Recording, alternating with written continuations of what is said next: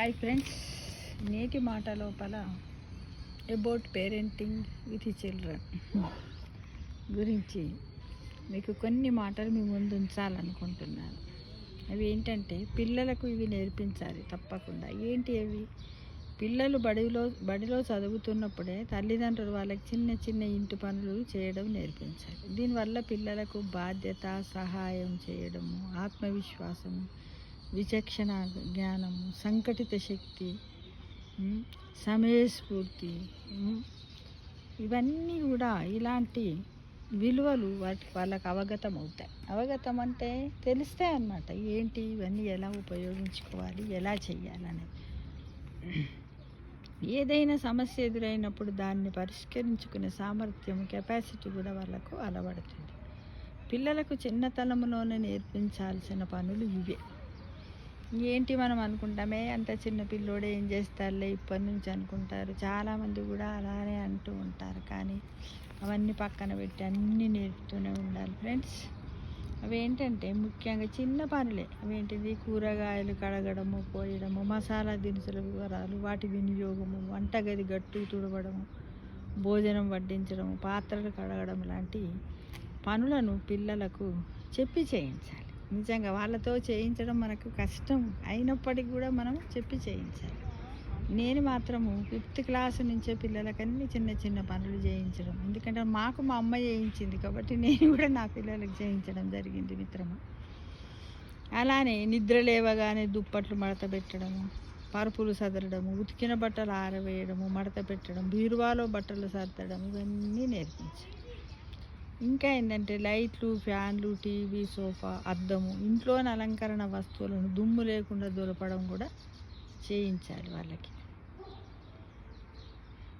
ఇల్లు ఊడవడము, వ్యాక్యూమ్ క్లీనర్ను ఉపయోగించడము, చెత్తను పారిశుద్ధ్య కార్మికులకు అందివ్వడం లాంటివి కూడా నేర్పించాలి. చెత్తను అందించాలి. చెత్త బకెట్ వాళ్ళు వచ్చిరనుకోండి, మున్సిపల్ వాళ్ళు వచ్చి చెత్త బకెట్ అయిపోరా, ట్రాష్ వచ్చి నేను ముట్టుకోను అంటారు. ఎందుకంటే వాళ్ళకి ఆ వాసన, ఎందుకంటే కూరగాయల పొట్ట అన్నీ వేసేసరికి ఒకలాంటి వాసన వస్తుంది కదా మనం డస్ట్బిన్కి మూత పెడితే.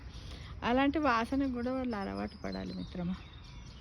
ఇక న్యూస్ పేపర్లు, పుస్తకాలు అర్రళ్ళల్లో, అల్మార్లలో చూపించాలి.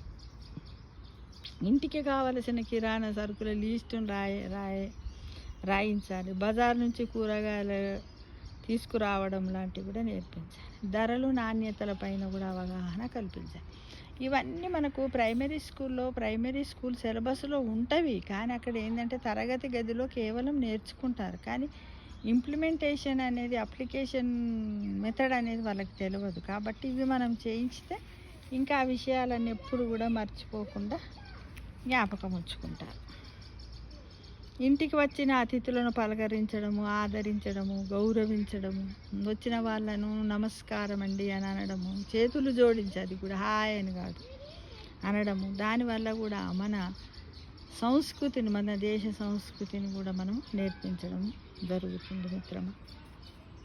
టూత్ బ్రష్లు, టూత్ పేస్ట్లు, షాంపులు, సబ్బులు ఎలా వినియోగించాలి, వినియోగించుకున్న తర్వాత వాటిని ఏ స్థానంలో ఉంచడము బాగుంటుంది అలవాట్లో, అది కూడా వాళ్ళతో చేయించాలి. లేకపోతే కొద్దిమంది ఇళ్ళల్లోకి మనం పోయినట్టయితే మార్నింగ్ 10 లోపల పోతే వాళ్ళ అమ్మ వేరే పనులలో ఉంటుంది.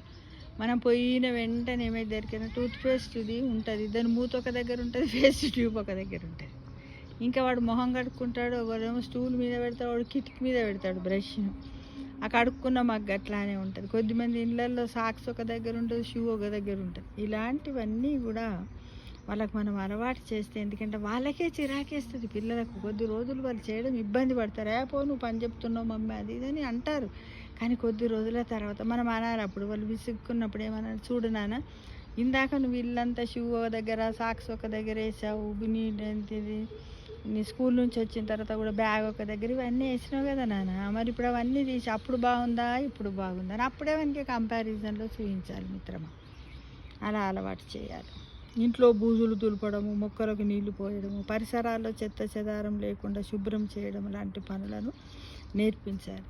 చిన్న చిన్న కూరగా, ఒకవేళ హై స్కూల్ స్టేజ్ అక్కడ ఇప్పుడు చిన్నవి నేర్చిన తర్వాత వాళ్ళని మనము వంటింట్లోకి పోయి కూరగాయలు వేయమన్నా కూడా మనకు భయం ఉండదు. ఎందుకంటే చాకుతో కానీ కత్తిపీటతో కానీ జాగ్రత్తగా కోస్తారు ఏ కూరగాయలు ఎలా వేయాలి. కొద్దిమంది అయితే ఇంటర్మీడియట్ చదువుతుంటారు, ఉల్లిగడ్డ కోయమంటే ఎక్కడి నుంచి కోయాలో తెలియదు వాళ్ళకి. ఇక ఇంట్లో మనం తినే పప్పులు ఉంటాయి కదా, ఆ పప్పులను చూపించి ఇది ఏం పప్పు అంటే కూడా కిందిది మిద్ది మీది కిందిది చెప్తారు. పెసరపప్పు తెలియదు, మినపప్పు తెలియదు, కందిపప్పు తెలియదు. ఈ పప్పుల్లో కూడా రకాలు ఉంటాయి కదా, వీటన్నిటిని కూడా మనం వివరించి చెప్పడం చేయాలి. ఇలా చేయడం వల్ల ఏంటంటే ప్రైమరీ స్టేజ్లో వాళ్ళందరికీ కూడా నాలెడ్జ్ పెరుగుతుంది, అవగాహన ఉంటుంది. రేపు వాళ్ళు బాగా చదువుకొని పెద్ద పెద్ద సాఫ్ట్వేర్ ఉద్యోగాలు చేసిన తర్వాత వాళ్ళకి ఏ పని చేసినా కూడా భారం అనిపించదు. ఎందుకంటే చిన్నప్పుడు ఇవన్నీ చేశారు కాబట్టి కొంచెం మెల్లమెల్లగా అర్థమైపోతుంది. దానివల్ల వాళ్ళు ఏంటంటే ప్రతి పనిని కూడా చేసుకోగలుగుతారు, ముందే ప్లాన్ చేసుకుంటారు. ఒకవేళ టైం లేకపోతే వాళ్ళు ముందే ప్లాన్ చేసుకుంటారు. ఎందుకంటే చాలామంది ఈ రోజులలో జాబులు చేస్తే ఎక్కడో ఉంటారు, తల్లిదండ్రులు ఉండరు, ఏముండరు. కాబట్టి ఎన్ని రోజులైనా ఉంటారు తల్లిదండ్రులు కదా, ఎన్ని రోజులకైనా మనం వంట రావాల్సిందే. ఇవన్నీ కూడా మనం మినిమం పనులు, ఇవి మినిమం వర్క్సే, ఇవి మనం ఇంట్లో చేసుకోవాల్సి. ఆడైనా మగ అబ్బాయిలైనా అమ్మాయిలైనా అందరికీ నేర్పించాలి ఈ పనులు. మన అమ్మలు మనకు నేర్పించారు కాబట్టి మనకి ఈజీగా అనిపిస్తుంది కదా. అలా కాకుండా ఇప్పుడు హాలిడేస్ వచ్చాయి, ఇప్పుడు సమ్మర్ వచ్చింది, సమ్మర్లో గీ జ్యూసీ అయినా అని చెప్పి ఏమైనా కూర ఏమన్నా పండ్లు వాడబెట్టి దీంతో ఇంకా క్రియేటివిటీ ఏమైనా చేయగలవా అని అడగాలి, స్వీట్లతో చేయగలవా అని అడగాలి, కూరలతో ఇంకేమైనా వెరైటీగా ఉండగలవా అని. ఈ విధంగా వాళ్ళలో ఏంటంటే మనం క్రియేటివిటీని పెంచినట్టయితే వాళ్ళలో ఉన్నటువంటి అంతర్గత శక్తులు అన్నీ కూడా బయటకు వస్తాయి మిత్రమా.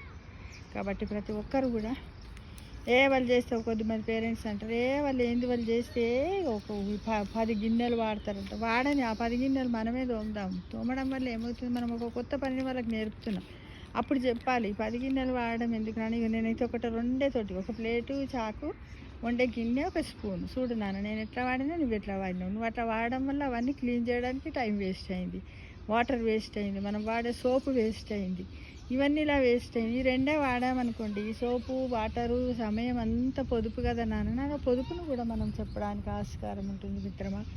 కాబట్టి గృహం అనేది ఒక ఆనందమైనటువంటి ఒక పాఠశాల, జీవిత పాఠాలను నేర్పే పాఠాలను నేర్పే పాఠశాల. కాబట్టి తల్లిదండ్రులందరూ పేరెంట్స్ కూడా తప్పకుండా పిల్లలకు ప్రతి ఒక్కటికి సమ్మర్ హాలిడేస్ నేర్పించండి. మరీ మధ్యకాలం లోపలంటే దాదాపుగా 10-15 ఇయర్స్ నుంచి అయితే ఎవరే పని చెప్తలే. ఛాయ్ తాగి అందులో సగం టీ ఉంటే అందులో ఏంద్ర అట్లేసిపోతున్నా అంత టీ ఉందని మనం అన్నాం అనుకో. నేను తాగానంటే నేను ఇట్లే తాగుతా అంటే మా ఇంటి ఇట్లే తాగుతా అంటారు. ఎవరింటికైనా పోయినప్పుడు ఫ్రూట్స్ ఒక ప్లేట్లో పెట్టితే వాడు ఏం చేస్తాడు ఎరికైనా, ఆన్నే తిని దాంట్లో గింజ వచ్చింది అనుకోండి, వాళ్ళ ఇంట్లోనే పోయిన రిలేటివ్స్ ఇంట్లో, ఫ్రెండ్ ఇంట్లోనే ఇరెగ్యులర్గా నోట్లకి తీసి ఇట్లా అని పడేస్తుంటాడు. అది ఎంతవరకు సమంజసం చెప్పండి కదా. అరే ఏంటి వీళ్ళ వీళ్ళ వీళ్ళ వీళ్ళ గింత కూడా నేర్పియలేదు, వీళ్ళ అమ్మ నాన్న పూర్తిగా ఇట్లా నాన్న చూడండి. అక్కడ ఏమవుతుంది, మనము అక్కడ డిగ్రేడ్ అయిపోతున్నాం మిత్రమా. కాబట్టి అలాంటి డిగ్రేడ్ కాకుండా ఉండాలంటే మన పిల్లలకు ప్రతి ఒక్కటి నేర్పించడానికి మనం ముందుండాలి. మనకు రాకున్నా కూడా మనం నేర్చుకొని నేర్పించడానికి ముందుండాలి. కథలు చెప్పాలి, ఈ విధంగా ఎన్నో చేస్తూ ఉండాలి మిత్రమా. తప్పకుండా ప్రతి ఒక్కరు కూడా నేర్పించాలని మిమ్మల్ని అందరూ ఆశిస్తున్నాను. దీనివల్ల కూడా భవిష్యత్తులో పెళ్లి చేసుకున్న తర్వాత కూడా భార్యాభర్తలకు లొల్లులు ఏడైతున్నా ఎక్కువ పర్సెంటేజ్ ఒక 60% నీకు వంట రాదు, నువ్వు వంట ఉండవు, ముద్దు దానివి అని భర్త అనడం, వాళ్ళు వీళ్ళు ఈగోకు పోవడం, డివోర్స్ వరకు పోవడం, కాపురాలు కూరడం ఎన్నో జరుగుతున్నాయి. వీటన్నిటికీ పరమార్థం చూడండి ఈ చిన్న చిన్న విషయాలతో. అప్పుడు ఏమంటున్నారు, మనల్ని ఏమన్నా మెచ్చుకుంటున్నారు, మా అమ్మనే చేసింది, ఇప్పుడు మా అమ్మ నాకు చిన్నప్పుడు నేర్పి ఎంత మంచిగా ఉంటుంది, ఏవి నేర్పలేదు, నీకు రాదు అనుకుంటే అన్నీ నన్నే చేయమన్నది అని. అప్పుడు కూడా పెద్దగా అయ్యాక కూడా పిల్లలు మనల్ని ఆశ్రయించుకుంటారు మిత్రం. కాబట్టి మనం జాగ్రత్తగా ఇప్పటి నుంచే నేర్పించడానికి ప్రయత్నించాలని ప్రతి ఒక్కరిని ఆశిస్తున్నాను. Thank you for watching.